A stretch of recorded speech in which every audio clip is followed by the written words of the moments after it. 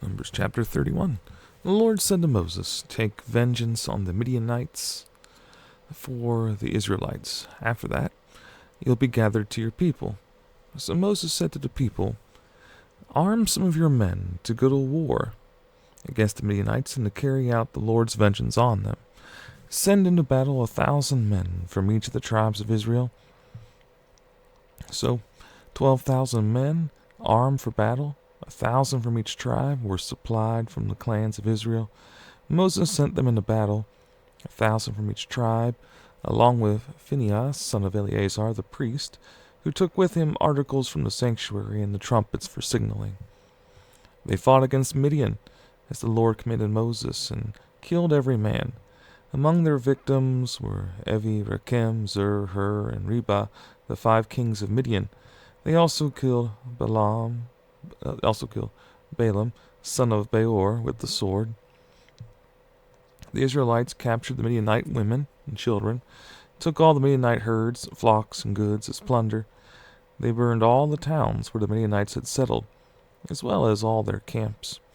They took all the plunder and spoils, including the people and animals, and brought the captive spoils and plunder to Moses and Eleazar the priest, and the Israelite assembly at their camp on the plains of Moab by the Jordan across from Jericho.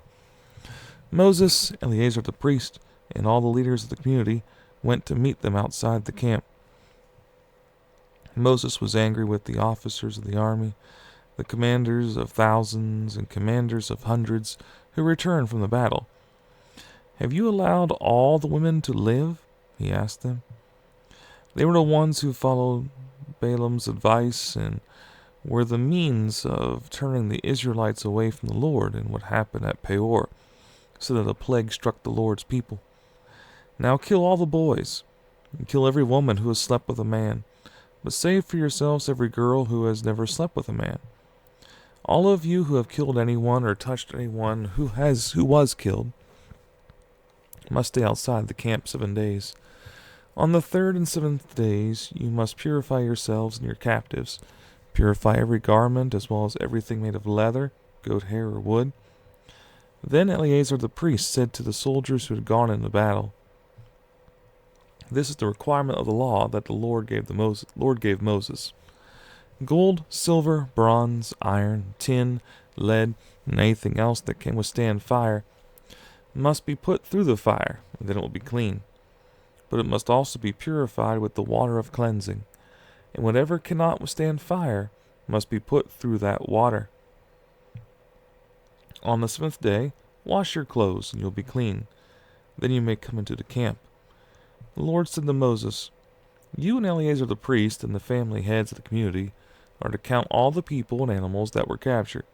Divide the spoils between the soldiers who took part in the battle and the rest of the community.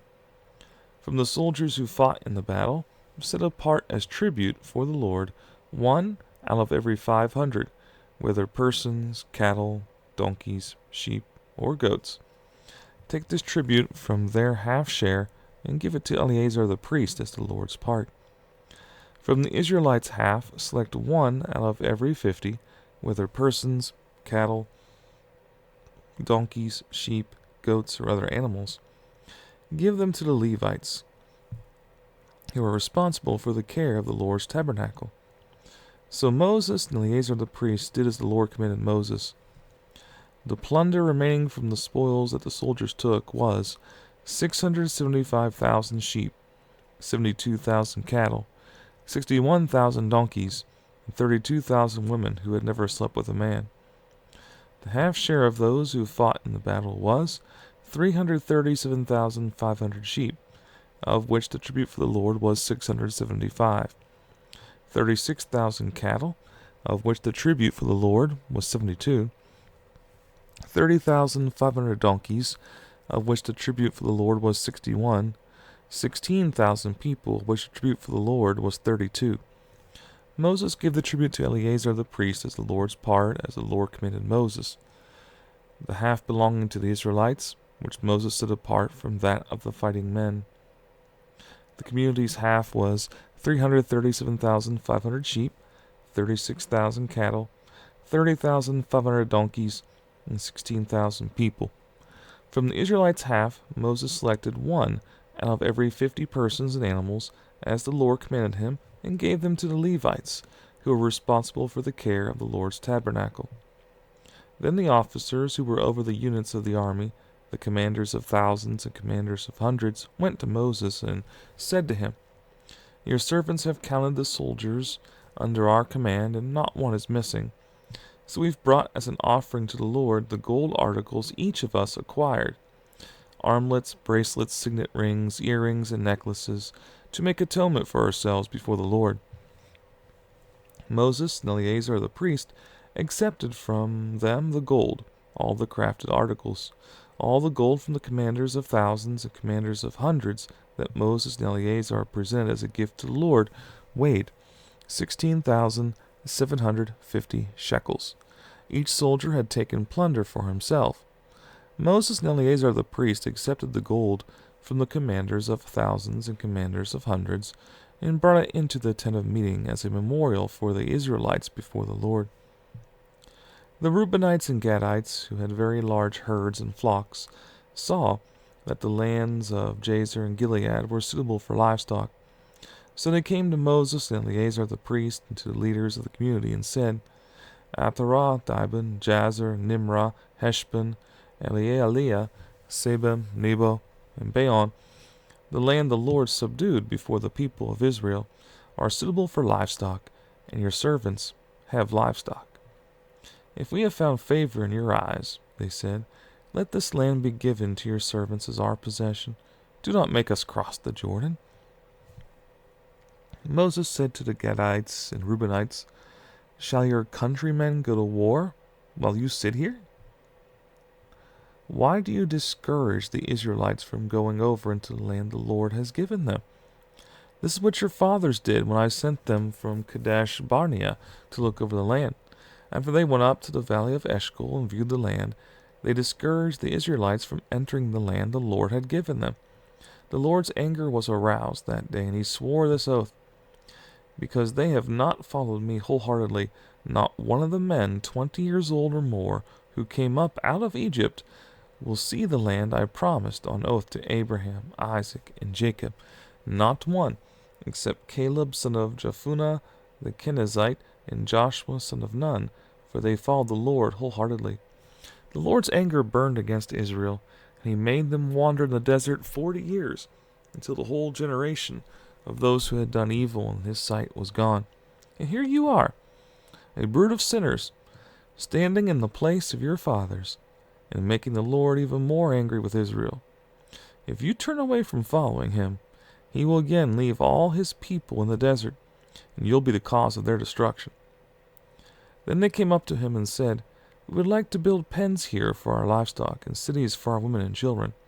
But we are ready to arm ourselves and go ahead of the Israelites until we have brought them to their place. Meanwhile, our women and children will live in fortified cities for protection from the inhabitants of the land. We will not return to our homes until every Israelite has received his inheritance. We will not receive any inheritance with them on the other side of the Jordan, because our inheritance has come to us on the east side of the Jordan." Then Moses said to them, "If you will do this, if you will arm yourselves before the Lord for battle, and if all of you will go armed over the Jordan before the Lord until he has driven his enemies out before him, then, when the land is subdued before the Lord, you may return and be free from your obligation to the Lord and to Israel, and this land will be your possession before the Lord. But if you fail to do this, you will be sinning against the Lord, and you may be sure that your sin will find you out. Build cities for your women and children and pens for your flocks, but do what you have promised."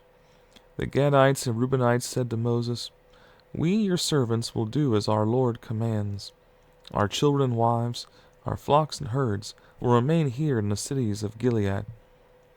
But your servants, every man, armed for battle, will cross over to fight before the Lord, just as our Lord says." Then Moses gave orders about them to Eleazar the priest and Joshua son of Nun, and to the family heads of the Israelite tribes. He said to them, "If the Gadites and Reubenites every man armed for battle, cross over the Jordan with you before the Lord. Then when the land is subdued before you, give them the land of Gilead as their possession. But if they do not cross over with you armed, they must accept their possession with you in Canaan. The Gadites and Reubenites answered, Your servants will do what the Lord has said. We will cross over before the Lord into Canaan armed, but the property we inherit will be on this side of the Jordan. Then Moses gave to the Gadites, the Reubenites, and the half-tribe of Manasseh, son of Joseph, the kingdom of Sihon, king of the Amorites, and the kingdom of Og, king of Bashan, the whole land with its cities and the territory around them. The Gadites built up Dibon, Ataroth, Aror, Atroth, Shophan, Jazer, Jobedah, Beth Nimrah, and Beth Horon as fortified cities, and built pens for their flocks. And the Reubenites rebuilt Heshbon, Elealeh, Kiriathaim, as well as Nebo and Baal Meon. These names were changed. And Sibmah, they gave names to the cities they rebuilt.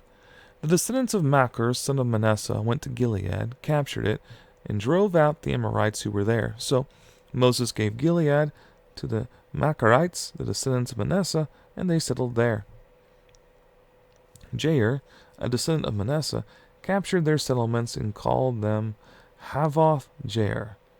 And Nobah captured Kenath and its surrounding settlements and called it Nobah after himself.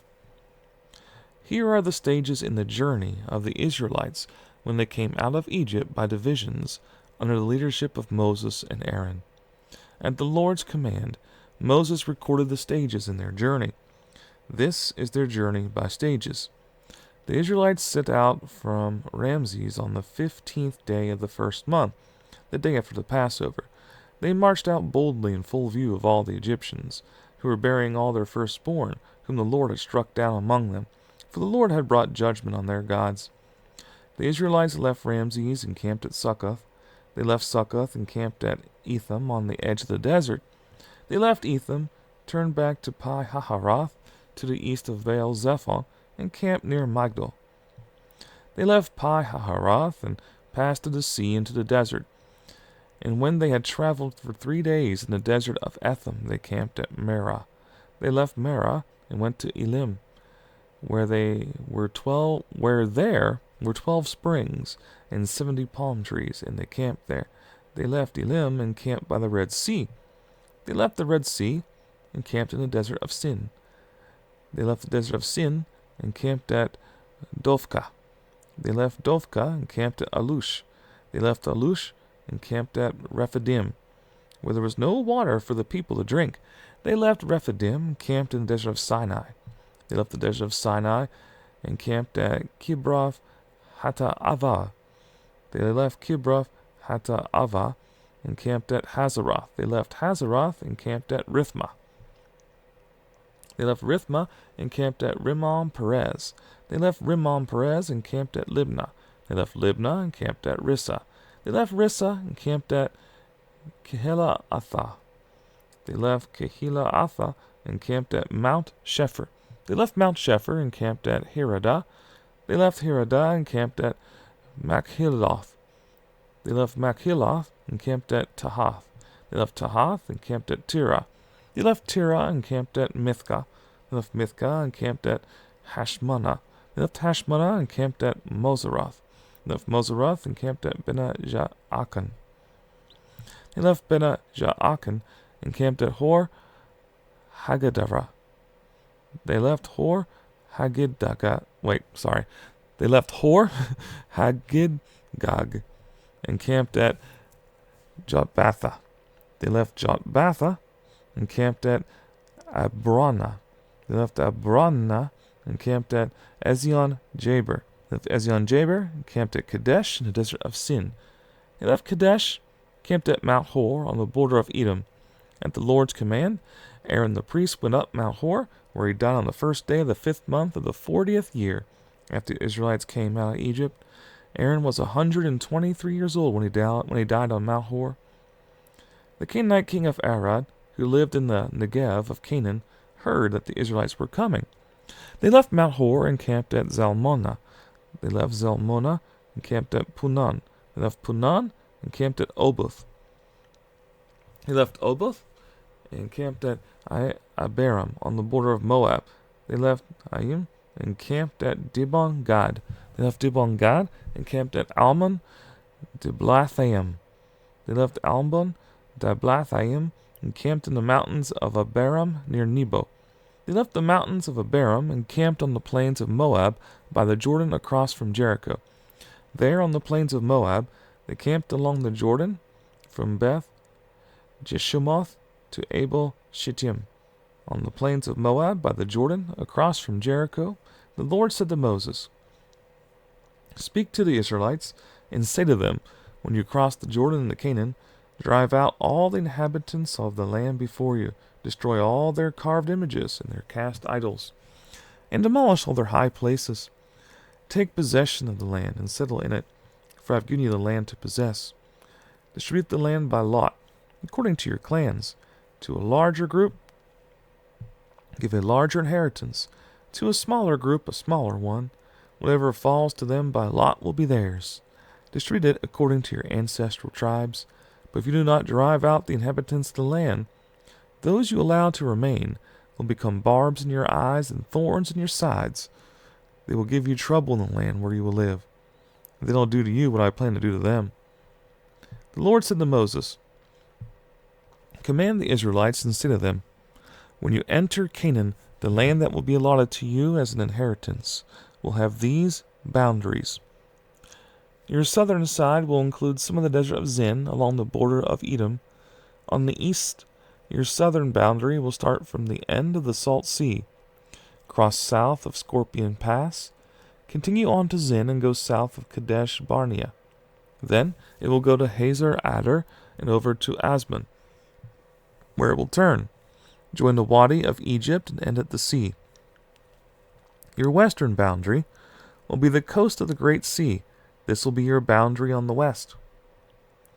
For your northern boundary, run a line from the Great Sea to Mount Hor, and from Mount Hor to Lebo Hamath. Then the boundary will go to Zedad, continue to Ziphron, and end at Hazar Enan. This will be your boundary on the north. For your eastern boundary, run a line from Hazar Enan to Shepham. The boundary will go down from Shepham to Riblah on the east side of Ain, and continue along the slopes east of the Sea of Kinnereth. Then the boundary will go down along the Jordan and end at the Salt Sea. This will be your land, with its boundaries on every side." Moses commanded the Israelites, "Assign this land by lot, as an inheritance. The Lord has ordered that it be given to the 9.5 tribes, because the families of the tribe of Reuben, the tribe of Gad, and the half-tribe of Manasseh have received their inheritance. These 2.5 tribes have received their inheritance on the east side of the Jordan of Jericho, toward the sunrise." The Lord said to Moses, "These are the names of the men who are to assign the land for you as inheritance: Eleazar the priest and Joshua son of Nun, and appoint one leader from each tribe to help assign the land. These are their names: Caleb son of Jephunneh from the tribe of Judah, Shemuel son of Ammihud from the tribe of Simeon, Elidad son of Kislon from the tribe of Benjamin, Buki son of Jogli, the leader from the tribe of Dan, Haniel son of Ephod, leader from the tribe of Manasseh, son of Joseph, Kemuel son of Shiftan, the leader from the tribe of Ephraim, son of Joseph, Elizaphan son of Parnak, the leader from the tribe of Zebulun, Paltiel son of Azan, leader from the tribe of Issachar, Ahihud son of Shalomi, the leader from the tribe of Asher, Pedahel son of Ammihud, the leader from the tribe of Naphtali. These are the men the Lord commanded to assign the inheritance to the Israelites in the land of Canaan. On the plains of Moab by the Jordan across from Jericho, the Lord said to Moses, "Command the Israelites to give the Levites towns to live in from the inheritance the Israelites will possess, and give them pasture lands around the towns. Then they will have towns to live in, and pasture lands for their cattle, flocks, and all their livestock. The pasture lands around the towns that you give the Levites will extend out 1,500 feet from the town wall. Outside the town, measure 3,000 feet on the east side, 3,000 on the south side, 3,000 on the west, and 3,000 on the north, with the town in the center. They will have this area as pasture land for the towns. 6 of the towns you give the Levites will be cities of refuge, to which a person who has killed someone may flee. In addition, give them 42 other towns. In all, you must give the Levites 48 towns together with their pasture lands. The towns you give the Levites from the land the Israelites possess are to be given in proportion to the inheritance of each tribe. Take many towns from a tribe that has many, but few from one that has few. And the Lord said to Moses, Speak to the Israelites and say to them, When you cross the Jordan in Canaan, select some towns to be your cities of refuge, to which a person who has killed someone accidentally may flee. They will be places of refuge from the avenger, so that a person accused of murder may not die before he stands trial before the assembly. These 6 towns you give will be your cities of refuge. Give 3 on this side of the Jordan and 3 in Canaan as cities of refuge. These 6 towns will be a place of refuge for Israelites, aliens, and any other people living among them, so that anyone who has killed another accidentally may flee there. If a man strikes someone with an iron object so that he dies, he is a murderer. The murderer shall be put to death. Or if anyone has a stone in his hand that could kill, and he strikes someone so that he dies, he is a murderer. The murderer shall be put to death.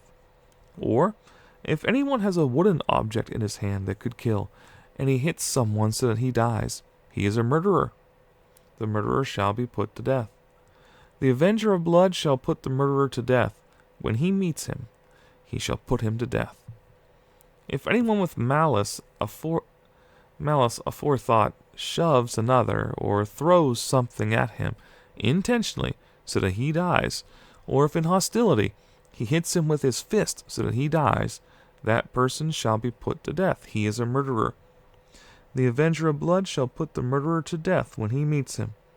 But if without hostility someone suddenly shoves another, or throws something at him unintentionally, or without seeing him drops a stone on him that could kill him, and he dies, then since he was not his enemy, and he did not intend to harm him, the assembly must judge between him and the avenger of blood according to these regulations.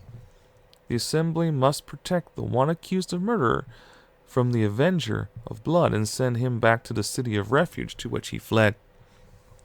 He must stay there until the death of the high priest who was anointed with the holy oil. But if the accused ever goes outside the limits of the city of refuge to which he has fled, and the avenger of blood finds him outside the city, the avenger of blood may kill the accused without being guilty of murder. The accused must stay in his city of refuge until the death of the high priest. Only after the death of the high priest may he return to his own property. These are to be legal requirements for you throughout the generations to come, wherever you live. Anyone who kills a person is to be put to death as a murderer only on the testimony of witnesses. But no one is to be put to death on the testimony of only one witness. Do not accept a ransom for the life of a murderer who deserves to die. He must surely be put to death. Do not accept a ransom for anyone who has fled to a city of refuge, and so allow him to go back and live on his own land before the death of the high priest. Do not pollute the land where you are. Bloodshed pollutes the land. An atonement cannot be made for the land on which blood has been shed, except by the blood of the one who shed it. Do not defile the land where you live, and where I dwell, for I, the Lord, dwell among the Israelites.